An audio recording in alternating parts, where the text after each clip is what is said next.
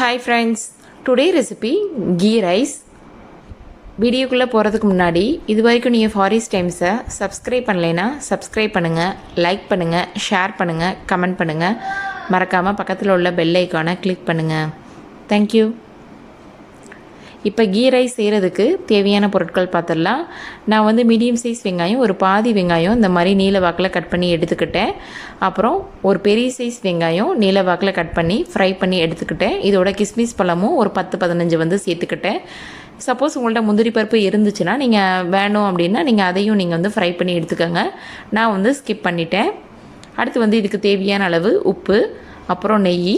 நான் ஜீரக சம்பா ஒரு 2 கப் எடுத்துக்கிட்டேன். கிட்டத்தட்ட இது 400 கிராம். சப்போஸ் உங்களுக்கு ஜீரக சம்பா பிடிக்காது அப்படின்னா நீங்கள் பாஸ்மதி ரைஸ் கூட எடுத்துக்கலாம்.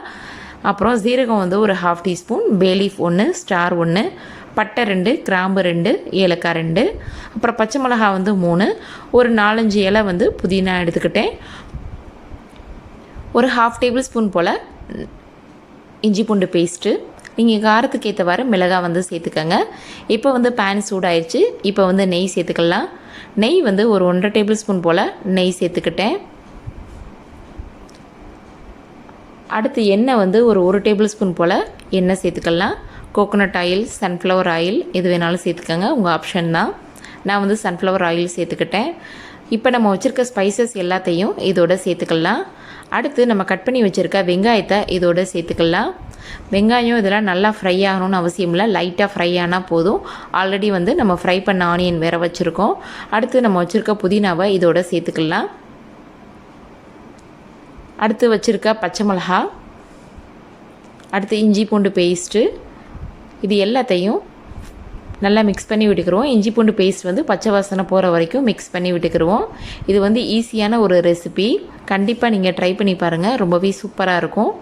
இப்போ இதோட தண்ணி சேர்த்துக்கலாம். நான் 2 கப் ரைஸ்க்கு 4 கப் தண்ணி சேர்த்துக்கிட்டேன். இப்போ தண்ணி நல்லா கொதிக்குது. இப்போ நம்ம வச்சுருக்க ரைஸை இதோட சேர்த்துடலாம்.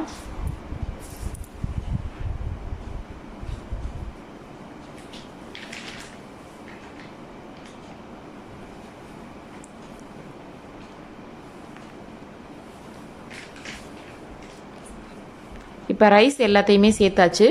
இப்போ இந்த ரைஸ்க்கு தேவையான அளவு உப்பு சேர்த்துக்கலாம்.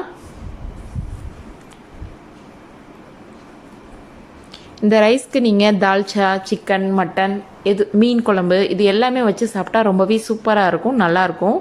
கண்டிப்பாக ட்ரை பண்ணி பாருங்கள். இப்போ ரைஸ் ஓரளவுக்கு ரெடி ஆயிடுச்சு. இப்போ இன்னும் கொஞ்சம் நல்லா தண்ணி வற்றணும். ரைஸ் இன்னும் கொஞ்சமும் வேகணும். இப்போ இதை மூடி வச்சிடலாம் கொஞ்ச நேரம்.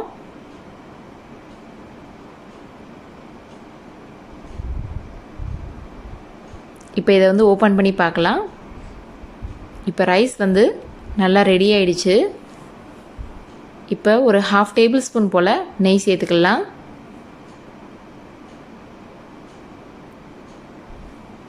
அடுத்து நம்ம ஃப்ரை பண்ணி வச்சுருக்க வெங்காயம், கிஸ்மிஸ் பழம் இது எல்லாத்தையுமே இதோட சேர்த்துக்கலாம்.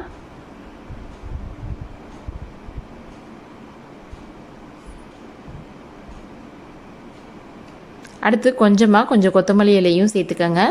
இப்போ இதை சேர்த்துட்டு ஒரு 10 நிமிஷம் போல் தம் வச்சிடலாம்.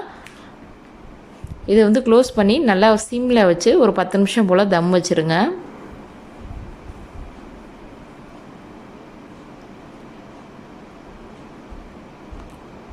இப்போ ஒரு 10 நிமிஷம் போல் ஆயிடுச்சு. சூப்பராக ரைஸ் ரெடி ஆயிடுச்சு. ஓகே ஃப்ரெண்ட்ஸ், கண்டிப்பாக நீங்கள் ட்ரை பண்ணி பாருங்கள். கீ ரைஸ் ரொம்பவே சூப்பராக இருக்கும். இந்த வீடியோ உங்களுக்கு பிடிச்சிருந்துச்சுன்னா லைக் பண்ணுங்கள், ஷேர் பண்ணுங்கள், கமெண்ட் பண்ணுங்கள், மறக்காமல் சப்ஸ்கிரைப் பண்ணுங்கள். தேங்க்யூ.